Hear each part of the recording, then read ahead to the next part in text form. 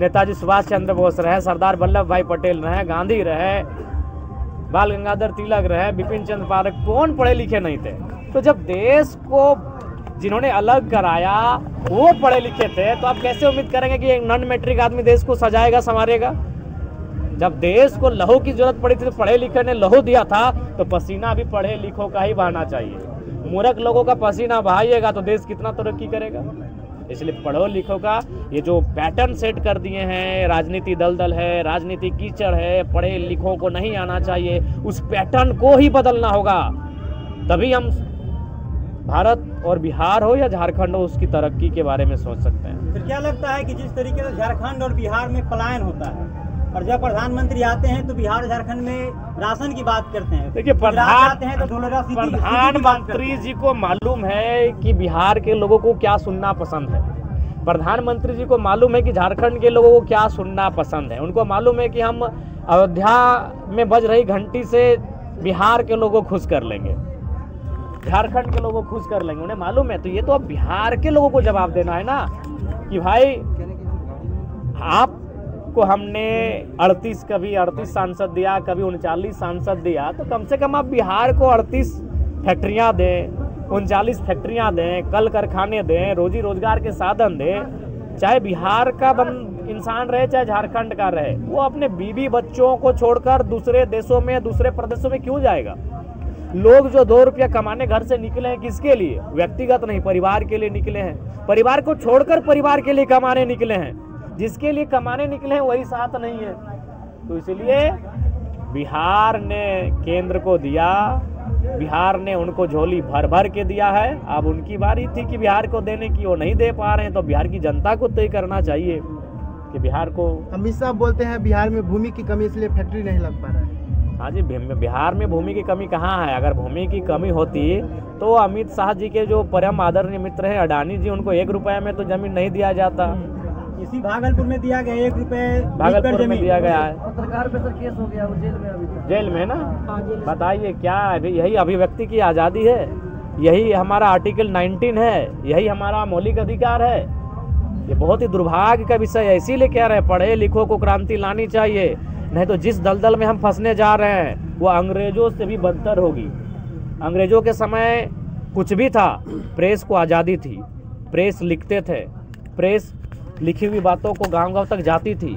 और आज अगर प्रेस पर पाबंदी हो रही है तो आप सोच सकते हैं किस भयावह स्थिति में हम। इसलिए कह रहे हैं पढ़े लिखो लोगों को राजनीति में आना चाहिए, और जो जनता है उनको भी सोचना चाहिए कि भाई राजनीति किसी की बपोती नहीं है। कोई सिंबल लेके आ जाएगा तो वही विधायक नहीं बनेगा, कोई किसी पार्टी का मैंने पांव पकड़ के आ जाए, चरण चाटू करके आ जाए तो वही विधायक बनेगा, ये जरूरी नहीं है। जनता को इस पैटर्न को, इस मिथक को तोड़ना है और नए नए युवाओं को राजनीति में अवसर देना है ताकि उनमें भी हड़कंप मचा रहे।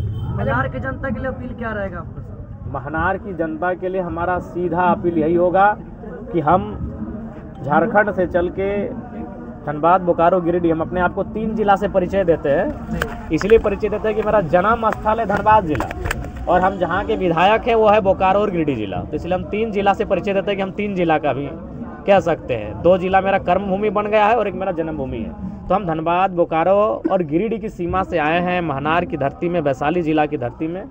तो वैशाली महनार की जनता से यही मेरा अनुरोध होगा कि विपिन सर जो मैथमेटिक्स के धुरंधर हैं वो सदन के अंदर जाकर राजनेताओं को मैथमेटिक्स का ज्ञान देंगे, बजट पे सार्थक चर्चा करेंगे, बजट का जो जोड़ घटा गुना है उसको पूरे देश को और अपने राज्य को बताएंगे। राम माता जी झारखंड से चल के आपको चुनाव प्रचार करने क्या कहिएगा सर को? नहीं, इनको हम बहुत बहुत धन्यवाद देते हैं और हम लोग तो चाहते भी थे, हमारे साथ जितने नौजवान हैं ये सब कहते थे कि एक बार जयराम जी को जरूर बुलाइए सर, वो क्रांतिकारी व्यक्ति हैं। और ये चीज़ें तो हमने लगातार देखी हैं, जिस तरीके से इन्होंने वहाँ लड़ाई लड़ी है और जो चीज़ें कह रहे थे कि वो पुरानी पैटर्न कि मतलब हमारे दिमाग में एक सेट हो चुका है कि हम लोग खाली वोट डाले वाला है और नेता जो होता है वो अलगे टाइप होता है, वो नेता होगा, फिर नेता के बाल बच्चा नेता होगा।